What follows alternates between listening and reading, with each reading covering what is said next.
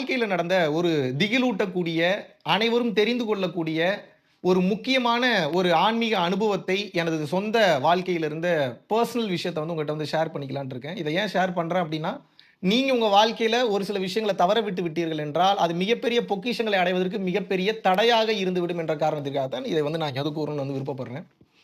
So என்னுடைய travel எப்படி அப்படின்னா, ஜீவசமாதி வழிபாடுகள், அதைத் தொடர்ந்து பக்கத்துல இருக்கக்கூடிய கோவில்கள், திருநள்ளாறு, திருநாகேஸ்வரம், கும்பகோணத்தை சுற்றி இருக்கக்கூடிய மற்ற நவகிரக ஸ்தலங்கள், இதெல்லாமே நார்மலா எல்லாருமே போகக்கூடிய ஒன்று. பட் இதுல நான் சமீபத்துல தெரிந்து கொண்ட விஷயம் என்ன அப்படின்னா, ஒவ்வொரு மனிதனுக்கும், ஒவ்வொரு ஆன்மாவிற்கும் இந்த பூமியில் உள்ள ஒவ்வொரு சக்தி நிலையங்களில் ஒரு தொடர்பு உண்டு. ஒரு ஜென்மாந்திர தொடர்பு என்பது உண்டு. ஸோ இது எனக்கு சொல்லும்போது எனக்கு நம்பக்கூடிய வகையில இல்ல. அது எப்படி வந்து இருக்கும்? இப்போ ஒரு எக்ஸாம்பிளுக்கு பஞ்சலிங்கங்கள் அப்படின்னு வந்து சொல்றாங்க.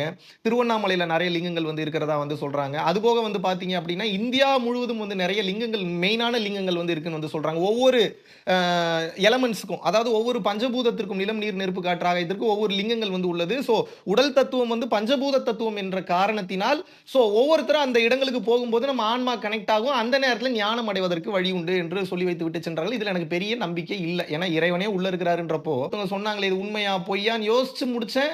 ஒரு பதிலும் எனக்கு புரியல. சரி எதுவா இருந்தா என்ன இறைவன் பார்த்துக்கட்டும் அப்படின்னு சொல்லிட்டு வுட்டுட்டேன். வுட்ட ஒரு கரெக்ட்டா ஒரு 10 நிமிஷத்துல வந்து பார்த்தீங்கன்னா, என்றைக்குமே அழைக்காத நண்பர் வந்து அன்னைக்கு டக்குன்னு கூப்ட்டு, "உஜ்ஜயினி போலாமா?" அப்படின்னு சொல்லி கேட்கிறாரு. எனக்கு தூக்கி வாரி போடுது. என்னடா இது திடீர்னு கூப்ட்டு உஜ்ஜயினி போலாமாங்கிறாரு. உஜ்ஜயினின்னா உங்களுக்கு தெரிஞ்சிருக்கும்னு நெனைக்கிறேன். நம்ம எம்பின்னு சொல்லுவாங்க. இந்தியாவுல மத்திய பிரதேஷ் அப்படின்னக்கூடிய மாநிலத்தில இருக்கக்கூடிய ஒரு சக்தி வாய்ந்த புகழ்பெற்ற கோவில் இருக்கக்கூடிய இடம் வந்து உஜ்ஜயினி. விக்ரமாதித்தன் ஆண்ட அந்த பகுதி. அது முழுக்க முழுக்க. ஸோ விக்ரமாதித்தன் வந்து பார்த்தீங்கன்னா, உஜ்ஜயினி மற்றும் அதை சார்ந்த பகுதிகளை ஆண்டார். கிட்டத்தட்ட இந்தியாவை ஆண்டார். ஆனால் விக்ரமாதித்தனவே வென்றது யாருன்னு வந்து பார்த்தீங்கன்னா, சாலியவாகனன் பரம்பரை. டைம் இருந்ததுன்னா சர்ச் பண்ணி பாருங்க. ஸோ விக்ரமாதித்தனை ஜெயிப்பதற்காக அந்த குயவர் வம்சத்தை சார்ந்த வாகனன் வந்து என்ன பண்ணுவாரு அப்படின்னு வந்து பார்த்தீங்கன்னா, அந்த பொம்மைகளை செய்து அந்த பொம்மைக்கு வந்து பார்த்தீங்கன்னா உயிர் குடுத்துருவார். அந்த பொம்மைகள் உயிர் பெற்று ஒரு பெரிய படையா மாறிரும். அந்த படையில் போய் விக்ரமாதித்தனுடைய படைகிட்ட வந்து போய் போரிட்டு ஜெயித்தார்கள் என்று வரலாற்று குறிப்புகள் வந்து உண்டு. இது எப்படி எங்களுக்கு தெரியும் அப்படின்னு வந்து பார்த்தீங்கன்னா, இத பொதுவா சொல்ல மாட்டாங்க. பட் இதுல எனக்கு ஒரு வெட்கமும் இல்ல. ரொம்ப வெளிப்படையா உங்களுக்கு ஞானத்தை சொல்வதற்காக இதை சொல்கிறேன். நாங்களும் வந்து குயவர் வம்சத்தை சார்ந்தவர்கள் தான். ஸோ எங்களோட டிஎன்ஏ கனெக்ட் எங்க இருக்குன்னு வந்து பார்த்தீங்கன்னா, இந்த சாலியவாகனனுடைய வம்சத்தினுடைய அந்த கனெக்ட்ல வந்து இருக்கு. சாலியவாகனன் யாரு? விக்ரமாதித்தனை வென்றவர். ஸோ சாலியவாகனன் வந்து இந்த குயவர் வம்சத்தை சார்ந்த அவர் வந்து பார்த்தீங்கன்னா, ஆரம்பத்துல பல சித்திகளை பெற்று, பல சக்திகளை பெற்று, தவம் செய்து மிகப்பெரிய ஆற்றலாக மாறி, கடைசியில அவர் செய்த பொம்மைகளுக்கெல்லாம் உயிர் குடுத்து விக்ரமாதித்தனை வெல்லக்கூடிய அளவுக்கு ஆற்றல் பெற்ற அவர். அந்த பகுதி தான் வந்து பார்த்தீங்கன்னா, அந்த உஜ்ஜயினி அதை சார்ந்த அந்த பகுதி. ஸோ திடீர்னு இவரு கூப்பிட்டு 10 நிமிஷத்துல உஜ்ஜயினி போலாமா அப்படின்னு வந்து கேட்டோனே எனக்கு ஷாக்கு. எனக்கு தெரியும். ஏன்னா சாலியவாகனன் நம்ம வம்சம் தான். ஸோ அவர் அந்த அந்த பகுதியெல்லாம் இருந்தாரு. அந்த பகுதியெல்லாம் கொஞ்சம் ஆட்சி வந்து இருந்ததுன்றது தெரியும். ஸோ என்னடா லிங்க்கு கிடைச்ச 10 நிமிஷத்துல வந்து வருதுன்னு ஒரே ஷாக். சரி இதை விடக்கூடாது இந்த டைம் சொல்லிட்டு இம்மிடியேட்டா பிளான் பண்ற அவர்கிட்ட. எங்க இருக்கீங்க நீங்க? ஓகே நீங்களும் வந்துருங்க. அப்புறம் என்னோட மாமா ஒருத்தர் இருந்தாரு. அவரையும் கூப்பிட்டுட்டு நானும் மொத்தம் 3 பேர் வந்து இம்மிடியேட்டா வந்து பார்த்தீங்கன்னா உஜ்ஜயினிக்கு வந்து ஃப்ளைட் டிக்கெட் போட்டு கிளம்புறோம்.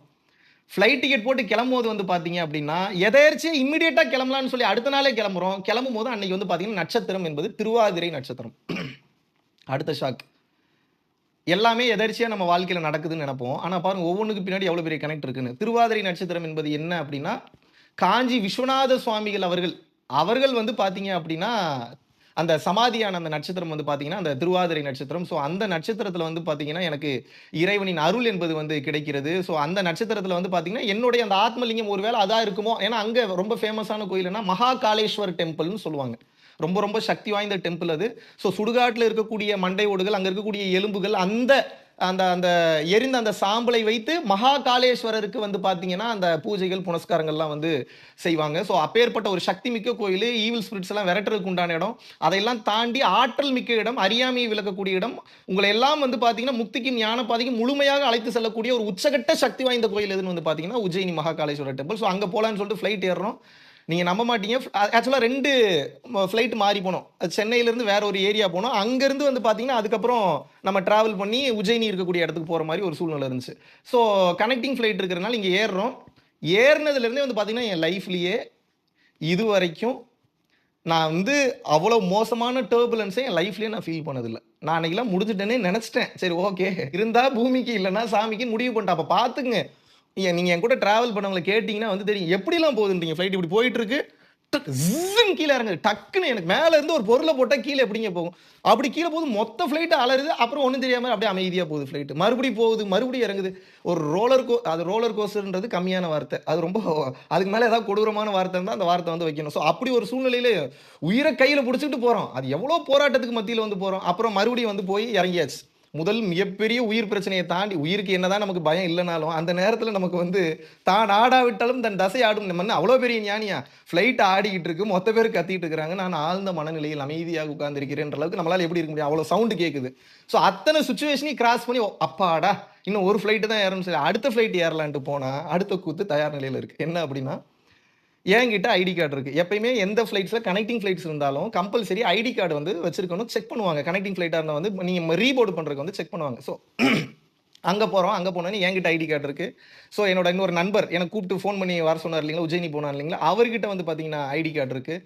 அப்புறம் வந்து பார்த்தீங்க அப்படின்னா என்னுடைய மாமா அவர் என்ன பண்ணிட்டாருன்னா, செக்இன் பண்ணும்போது செக்இன் பேக்கேஜில் அவரோட ஐடி கார்டை விட்டுட்டார். அவர்கிட்ட இருந்த ஒரே ஒரு ஐடி, அவர் ஒரு துறவி மாதிரியான ஒரு ஆள், அவர் வச்சிருந்த ஒரே ஐடி கார்டு எனக்கு தெரிஞ்ச அந்த ஆதார் கார்டு தான். அந்த ஆதார் கார்டையும் தூக்கி அந்த பேக்கில் போட்டார். அந்த பேக் வந்து பார்த்தீங்கன்னா, நீங்கள் சென்னையில் செக்இன் பண்ணிட்டீங்கன்னா நீங்கள் உஜ்ஜயினி என்ன ஏர்போர்ட் இருக்கோ அந்த ஏர்போர்ட்டில் தான் நீங்கள் எடுக்க முடியாது, அது வரைக்கும் இடையில கூட எடுக்க முடியாது.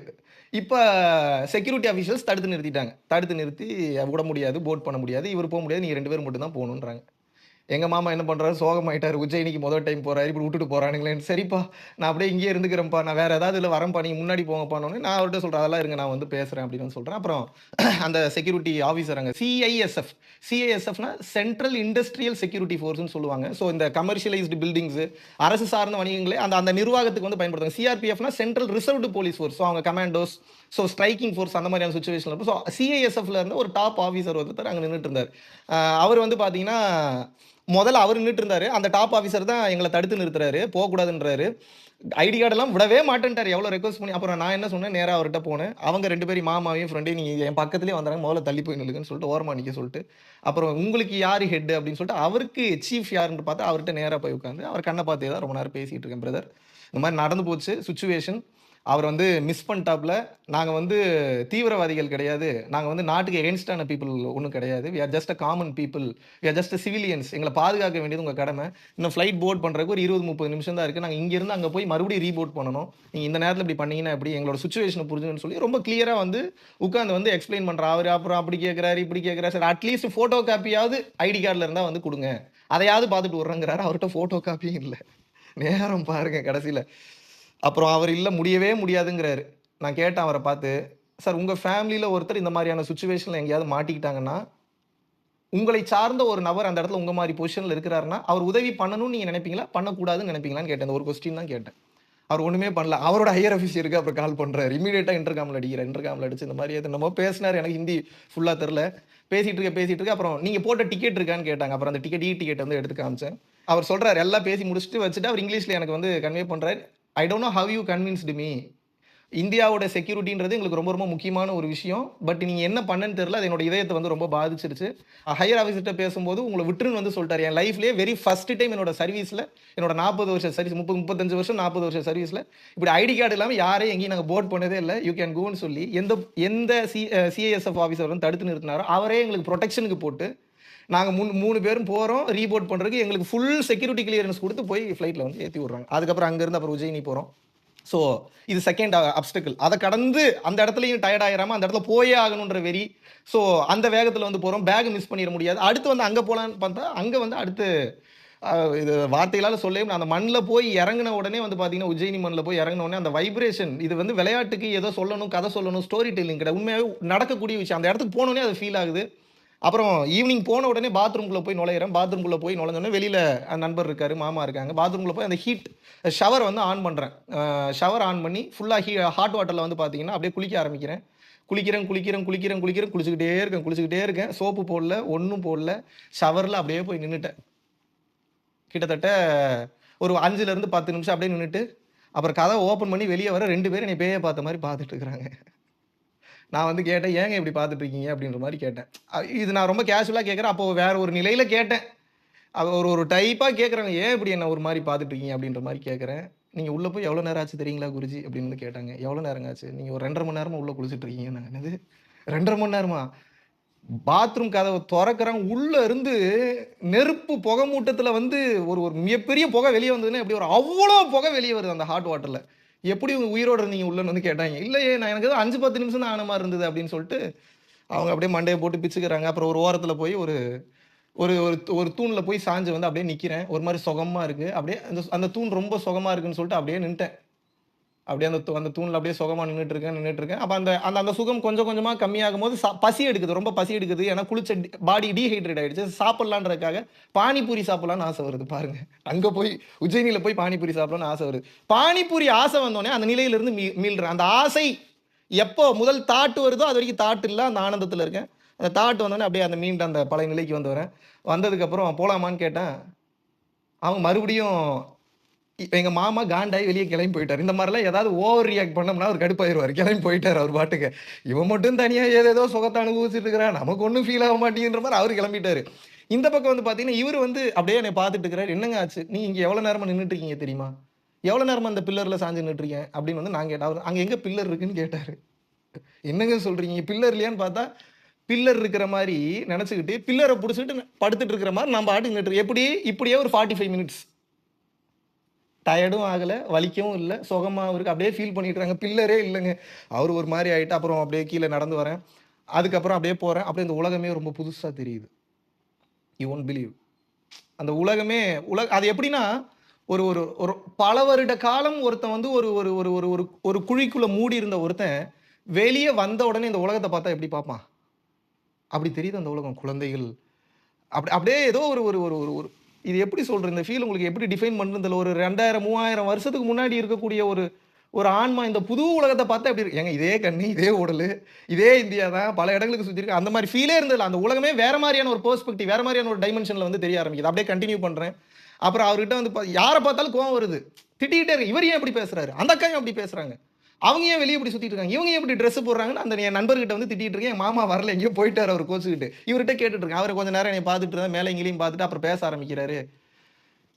காட்டுக்குள்ள குழிக்குள்ள இருக்க வேண்டியவன்லாம் வெளியே வந்துட்டு இங்க வந்து இப்படி உட்கார்ந்துட்டு இவன் ஏன் இப்படி இருக்கான், அவன் ஏன் இப்படின்னு தான் கேட்டா, என்னங்கய்யா நியாயம் எதுன்னு கேட்டார். எனக்கு ஒன்றும் புரியல. நான் என்ன கேட்கிறேன், அவர் என்ன பேசிட்டு இருக்கிறார். அவர் ஏதோ என்கிட்ட ஒன்று ரியலைஸ் பண்ணியிருக்கிறாரு, ஏதோ ஒன்று பார்த்துருக்கிறாரு. பட் ரொம்ப ஸ்ட்ரேஞ்சா இருக்கிறதுனால அவர் வெளி காட்டிக்கல, ஏதோ ஹிண்ட் கொடுத்துக்கிட்டே வராரு. எனக்கும் ஏதோ அந்த மாதிரி நிலையில எதுவும் புரியல. அப்புறம் அடுத்த நாள் காலையில ஒரு ஒரு 4-5 ஓ கிளாக் ஓரளவுக்கு நமக்கு ஓரளவுக்கு தெரிஞ்ச ஆஃபீஸர்ஸ்லாம் இருக்கிறதுனால அங்க வந்து ஸ்பெஷல் தரிசனம் வந்து மகா காளேஸ்வரர் டெம்பிள் வந்து ஏற்பாடு பண்ணியிருந்தாங்க. ஸோ காளேஸ்வரர் டெம்பிள்குள்ள போறோம். உள்ள போய் சிவனை பார்க்கிறேன். பிளாஸ்ட். அது வார்த்தைகளால சொல்லவே முடியாது. அது பார்த்த உடனே பிளாஸ்ட். அப்படியே உட்கார்றேன். உட்கார்ந்தவன் தான் அப்படியே உட்கார்ந்துகிட்டே இருக்கேன். கிட்டத்தட்ட ஒரு 1.5 மணி நேரம். அதுவும் அந்த காலை நேரத்துல ரொம்ப நேரம் உட்கார்றதுக்கு வந்து வாய்ப்பு கிடைச்சது. அப்படியே உணர்ந்து அது உண்மையாவே அந்த ஆத்மாவோட கனெக்ட் எப்படி இருக்கும் அப்படின்றத வந்து அங்க வந்து என்னால் வந்து உணர முடிந்தது. என்னுடைய ஆத்மலிங்கத்தினுடைய தொடர்பு மகா காளேஸ்வரனுடைய கோவில்ல வந்து கிடைத்ததை 100% முழுமையாக உணர முடிந்தது. கூட இருந்தவர்கள் வந்து சாட்சி. அங்க நடந்த விஷயங்களை ரொம்ப வெளிப்படையா அடுத்தடுத்து வந்து சொல்ல முடியாது. அவ்வளோ விஷயங்கள் வந்து நடந்தது. ஸோ அதுக்கப்புறம் வந்து பார்த்தீங்கன்னா எகைன் வந்து எனக்கு தெரியாமல் இதெல்லாம் முடிஞ்சு அப்புறம் மிகப்பெரிய தரிசனம்லாம் முடிச்சுட்டு நல்ல அனுபவத்தோட வந்தாச்சு, வீட்டுக்கு வந்தாச்சு. எனக்கு தெரியாமல் அங்கேருந்து மகா காளேஸ்வரரோட கோயிலோட நான் எங்கே வந்தாலும் திருநூறு விபூதியெல்லாம் எடுத்துகிட்டு வர பழக்கம் இல்லை. எதை கொடுத்தாலும் யார்கிட்டயாவது தூக்கி கொடுத்துரும். அந்த மாதிரியான ஒரு ஒரு கேரக்டர். ஏன்னா நமக்கு எதுவுமே நிரந்தரம் இல்லைன்னு தெரிஞ்சுட்டா நம்ம வச்சுட்டு என்ன பண்ண போகிறோம், ஒன்றும் இல்லை, அப்போ வேற யாராவது பயன்படுத்தணும்னு தூக்கி கொடுத்துருவேன். எல்லாமே உள்ளே இருக்கு, நான் ஏன் வெளியில் ஒரு பொருளை தேடணும், அந்த மாதிரியான ஒரு மைண்ட் செட். ஸோ திருநூரை வந்து தெரியாமல் வந்து கொண்டு வந்துட்டாங்க. கொண்டு வந்துட்டு என் கையிலேயே கொடுத்து நான் ஆசிரமத்தில் இருக்கும் என்கிட்ட ஆசீர்வாதம் வந்து பண்ணி கொடுங்க அப்படின்னு சொல்லி கேட்குறாங்க. அந்த திருநூறு அந்த பாக்கெட்டுக்குள்ளே இருக்கு. நான் என்ன பண்ணுறேன், அவர் ஒரு ஒரு ஒரு காவல்துறை அதிகாரி. அவர் சரி அவருக்கு ஆசீர்வாதம் பண்ணி கொடுக்கலாம்னு சொல்லிட்டு அந்த காவல்துறை அதிகாரிக்கு அப்படி ஆசீர்வாதம் பண்ணலான்னு சொல்லி அப்படி ஆசீர்வாதம் பண்ணோன்னே மறுபடியும் பிளாஸ்ட். அவருக்கு நான் ஆசீர்வாதம் பண்ண போய் கடைசியில் என்னைய அவங்களாம் ஆசீர்வாதம் பண்ணிட்டு இருந்தாங்க, கைகாலெல்லாம் அமுத்தி விட்டு அதுக்கப்புறம் தண்ணி கொண்டு வந்து கொடுத்து. ஏன்னா ஒரு ஒரு கம்ப்ளீட்லி அது ஒரு வேற ஒரு கண்டிஷனுக்கு வந்து கொண்டு போயிடும். அந்த உள்ளுக்குள்ள அந்த ஆற்றல் டிராவல் பண்ண ஆரம்பிச்சுன்னா பாடியெல்லாம் கடந்த ஒரு உணர்வு. ஸோ இதை எதுக்கு வந்து இந்த அனுபவத்தை வந்து உங்கள்கிட்ட வந்து நான் ஷேர் பண்ணேன்னா, சில ரொம்ப அறிவு பெற்றவர்கள் என்ன பேசுவாங்கன்னா, இதெல்லாம் உண்மை இல்லை, பொய், அது அவங்களுக்கு நடக்கிற வரைக்கும் தான். நடந்துருச்சுன்னா அப்படியே மாற்றி பேசுவான். கண்ணதாசன் அப்படித்தான், நானும் அப்படித்தான். எத்தனையோ பேர்கள் இந்த உலகத்தில் அப்படி இருந்திருக்காங்க. நம்மலாம் வந்து ஒரு ஒரு விதிவிலக்கே வந்து கிடையாது. அது அவங்களுக்கு நடக்கும்போது தான் நம்புவோம்பாங்க. அது அப்படி பார்க்கறத விட எனக்கு நடக்கிறதுக்கு உண்டான வாய்ப்பை ஏற்படுத்தி கூடியவானே நடந்துரும் அது. இவங்க ஈகோல பார்க்கறதுனால நடக்கிறது இல்லை. அதுதான் பெரிய பிரச்சனை. ஸோ நான் வந்து அந்த ஒரு முடிவு உஜ்ஜயினி போலாமான்னு கேட்கும்போது நான் போனோம். அப்படிப்பட்ட ஒரு சூழ்நிலை நான் கிளம்பி வரணுன்ற அந்த எண்ணம், ஏன் அந்த இடத்துக்கு நான் போகணுன்ற அந்த ஒரு முடிவு நான் எடுத்தேன்ல. பிரபஞ்சம் எனக்கு ஒரு சைன் அண்ட் சிக்னல் தாங்க கொடுக்கும். யாராவது ஒரு நபர் மூலியமா தான் பேசும். ஏதோ ஒரு டெக்ஸ்ட் மெசேஜ் மூலியமா தான் பேசும். ஏதோ ஒரு Instagram post, WhatsApp post, Facebook post மூலியமா தான் நம்ம கிட்ட பேசும். அப்படிதான் கம்யூனிகேட் பண்ணுவோம். ஹையர் ஸ்பிரிட்ஸ் வந்து இங்க இருக்கக்கூடிய பொருள்களை பயன்படுத்தி தான் பேசுவாங்க. நம்ம தான் புரிஞ்சுக்கணும். யூனிவர்ஸ் அப்படிதான் கம்யூனிகேட் பண்ணும். அதை நம்ம புரிஞ்சுக்காம எல்லாமே தற்செயலா, இங்க தற்செயல்னு ஒன்றும் இல்லை. Everything is connected. நமக்கு தெரியல. எல்லாமே ஒன்றுடன் ஒன்று தொடர்புடையது. எல்லாமே ஒன்னோட ஒன்று கனெக்ட் ஆயிருக்கு. அது கனெக்ட் ஆகலைன்னா இங்க பிரபஞ்சம் இருக்காது. அதான் இறைவனுடைய படைப்பு. அப்போ இறை சார்ந்த விஷயத்துல, சித்தர்கள் சார்ந்த விஷயத்துல, முக்தி மோட்சம் சார்ந்த விஷயங்கள்ல, தெய்வ சமாச்சாரங்கள்ல, தெய்வ காரியங்கள்ல ஒருபோதும் தாமதம் செய்யக்கூடாது. ஒரு முடிவு எடுத்துட்டா என்ன ஆனாலும் அதை செஞ்சே தீர்வேன். இறை சார்ந்த விஷயத்துல ஒரு முடிவு எடுத்துட்டு அதை நான் பண்ணியே தீர்வன் இருக்கும்போது தான் அந்த மிராக்கள் உங்களுக்கு நடக்கும். ஏன்னா அந்த இப்போ நான் உங்களுக்கு சொன்னது கம்மி. நான் உள்ள எனக்கு கிடைச்சது நிறைய. அருள் ரீதியா, பொருள் ரீதியா, ஆத்ம ரீதியா, பிரபஞ்ச ரீதியா நிறைய கிடைச்சிருக்கு. அதை டிஸ்க்ளோஸ் பண்ண முடியாது. இது சொல்றதே ரொம்ப பெரிய விஷயம். பட் இது எதுக்கு இவ்வளவு வெளிப்படையா வந்து சொல்றேன்னா, எனக்கு பல சோதனையை வச்சாங்க. இவன் பயந்து உயிருக்கு பயந்து ஏதாவது பண்ணிடுவானா இல்லை மறுபடியும் வந்துருவானா, உயிரே போனாலும் பரவாயில்ல நான் போகணும்னு நினைச்ச காரணத்தினால தான் அந்த ஆத்ம கனெக்ட் என்பது எனக்கு அந்த லிங்கத்தில் வந்து கிடைத்தது. ஆகையினால் தான் சொல்கிறேன், இந்த மாதிரி உங்களுக்கு உண்டான ஆத்ம கனெக்ட் இந்த பூமியில நீங்க போற இடங்கள்ல இருக்கக்கூடிய சாக்ரட் பிளேசஸ், புனிதமான தலங்கள்னு சொல்லுவாங்க. எது இருக்கோ எல்லா இடத்துக்கும் போங்க. உங்களுடைய விதி எங்க வந்து நிர்ணயம் ஆயிருக்குன்றது அது நீங்க டிராவல் பண்ண தான் தெரியும். ஒன்று உள்ள டிராவல் பண்ணணும் டீப்பா, இல்லை உள்ள டிராவல் பண்றதுக்கு எனக்கு தெரியல அப்படின்னா வெளியவாது பக்தியில டிராவல் பண்ணும். ஏதோ ஒன்றில் டிராவல் பண்ணீங்கன்னா மனம் என்பது நிச்சயமாக வந்து ஒடுக்கம் பெறும்.